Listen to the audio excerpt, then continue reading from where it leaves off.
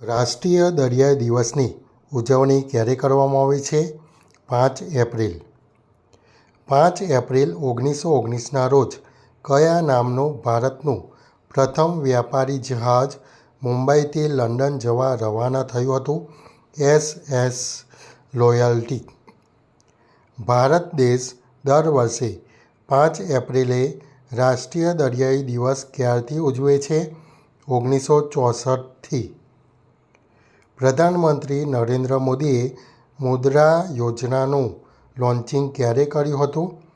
8 April 2015. તાજેતરમાં પ્રધાનમંત્રી નરેન્દ્ર મોદીએ સેલવાસમાં કઈ હોસ્પિટલનું ઉદ્ઘાટન કર્યું હતું? નમો હોસ્પિટલ. યુપીઆઈનું પૂરું નામ શું છે? Unified payment interface. National cyber crime helpline number કયો છે? 1930.